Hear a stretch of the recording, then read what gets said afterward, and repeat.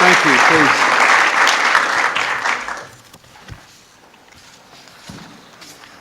Good morning. I want to, first of all, acknowledge Prime Minister Blair, who will join us by satellite in just a moment from London. I want to welcome here the ambassadors from the United Kingdom, Japan, Germany, France, and I'd also like to acknowledge the contributions not only that their scientists, but also scientists from China made to the vast international consortium that is the Human Genome Project. I thank Secretary Shalala, who could not be here today, and Secretary Richardson, who is here, Dr. Ruth Kirstein, Dr. Ari Patronos, scientists of the Department of Health and Human Services and the Department of Energy, who have played an important role in the Human Genome Project. I want to say a special word of thanks to my science advisor, Dr. Neil Lane, and of course to Dr. Francis Collins, the director of the International Human Genome Project, and to the SOLARA president, Craig Venner. I thank Senator Harkin and Senator Sarbanes for being here and the other distinguished guests.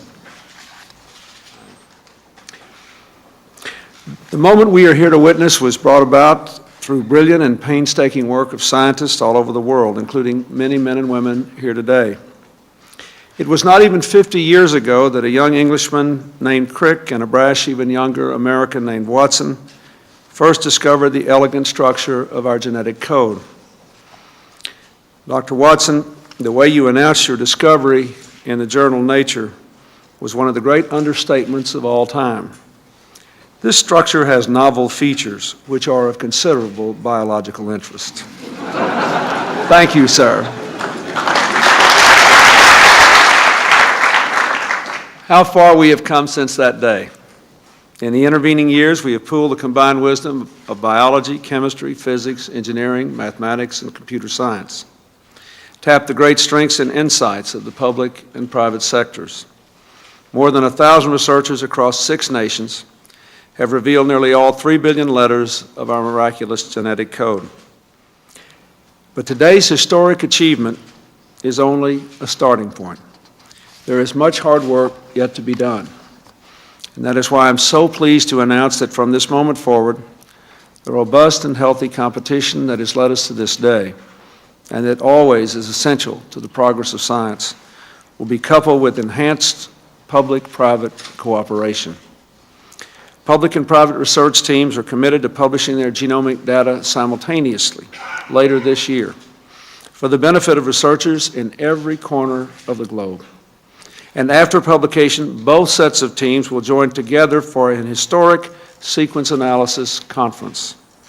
Together they will examine what scientific insights have been gleaned from both efforts and how we can most judiciously proceed toward the next majestic horizons.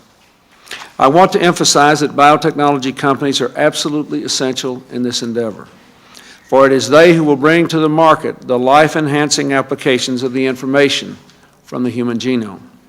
And for that reason, this administration is committed to helping them to make the kind of long-term investments that will change the face of medicine forever. I would also like to pay tribute to President Clinton's support for the Human Genome Project and for the huge role the United States has played in it. As befits an undertaking that can benefit the whole of humankind, this project has also brought together the best of the global scientific community. Many of the giants of our generation have been involved. Nobel Prize winners like Fred Sanger and Max Perutz, who are here with me today. Thank you for all that you have done. Scientists from Japan and Germany, France, China, and around the world have been involved, as well as the UK and the US. And this undertaking, therefore, has brought together the public, private, and non-profit sectors in an unprecedented international partnership. Today, we celebrate the revelation of the first draft of the Human Book of Life.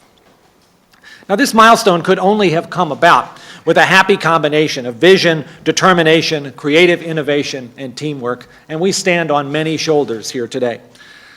Beginning 15 years ago, leaders in the Department of Energy, the National Academy of Sciences, and the National Institutes of Health began to dream this dream. I think I speak for all of us in this room and for the millions of others who have come to believe in the remarkable promise of biomedical research that we must redouble our efforts to speed the application of these profound and fundamental observations about the human genome to the cure of disease. That most desirable of all outcomes will only come about with a continued, powerful, and dedicated partnership between basic science investigators in academia and their colleagues in the biotechnology and pharmaceutical industries. Together, we must develop the advances in medicine that are the real reason for doing this work.